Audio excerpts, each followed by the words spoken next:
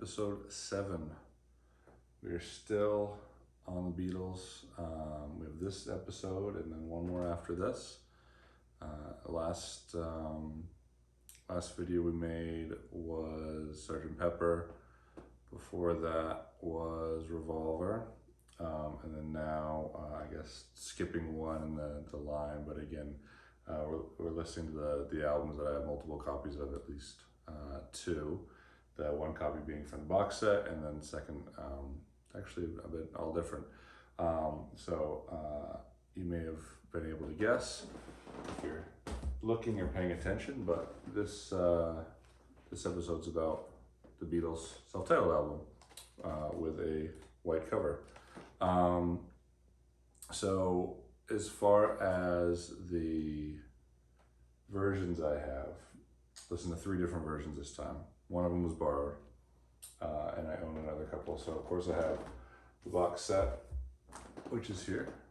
I have the 50th anniversary, the Giles Martin remastered mix. And I also have a German, I think it's from 1984, direct metal master copy that is on white vinyl, which is kind of neat, of course, because it matches the front. So 3 separate copies of this album, and instead of listening to one straight through like I've done with some of the other ones, and then matching up some songs, in this case what I did is I listened to one side of, I guess side 1 was the German copy, side 2 was a stereo, and then side 3 and 4 were the 50th anniversary. And I will tell you,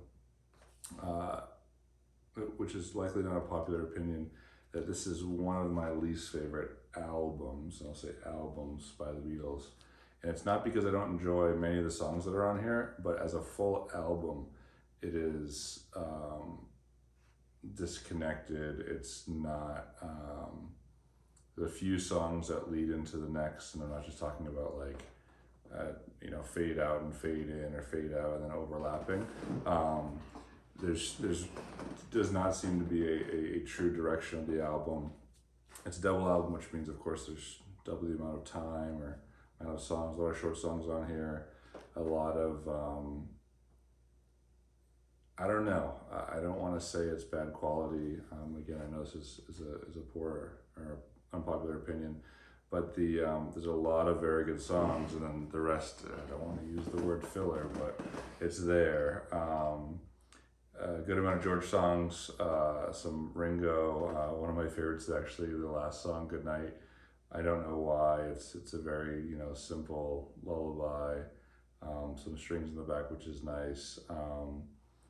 And maybe it's the country versions of some of the songs, or just the country sounding songs or something that gets me. But as a full album, I have never ever listened to it and gone, oh, that was a great album. It's just so satisfying. There's many songs on it that I've listened to and said, I love that song, without missing any. Of course, Obla Di Obla Da is great. Wild Honey Pie, Bungalow Bill, not so great. While My Guitar Gently Weeps, amazing, of course. Happiness is a Warm Gun is interesting and fun. There's Piggies, Blackbird's a great album, or a great song. I'm So Tired, again, just a thought and that I think turned into a song there. Rocky Raccoon, not so great for me. What else? Julia's neat. Birthday, of course. Starting off the second half there. I will tell you that the 50th anniversary version of Mother Nature's Son is quite good. It's a lovely song. It's a lovely mix of that. Oh, I didn't even talk about all the mixes. So my favorite again is the stereo mix. I think it's better balanced. It has, you can hear the vocals well. You can hear the drums. It allows for separation. It's nice. The 50th anniversary really isn't that far off. It's just a little bit different. But again, I didn't do 1-for-1 matches, so I could do A, B, or A, B, C. But the drums and the direct metal master I thought was the best. And if you've watched any of the other videos, you'll realize that the sound of the drums being fully part of the music is really important to me. So a mix that has the drums, a mix where the drums aren't forward necessarily, like forward in the room or forward, drowning out the rest of the music, but to be able to hear it so it doesn't sound like it's behind a wall or veiled or something is I think that's when you go, oh, that this sounds really, really nice. Voices usually don't have a problem like that because they're usually the thing people are listening to and they'll put it out there. And the higher notes will kick in, I think, in the ear a little bit better too. But the drums, there's something with I'm not an engineer or a sound engineer or anything like that, but the mixes that have, the masters that have those drums that are present, I think is the most exciting. And the 80s German copy had that, which was really, really neat. And the others, it was there, but again, I enjoyed the drums on that one the best, but I think the best overall copy is the stereo mix.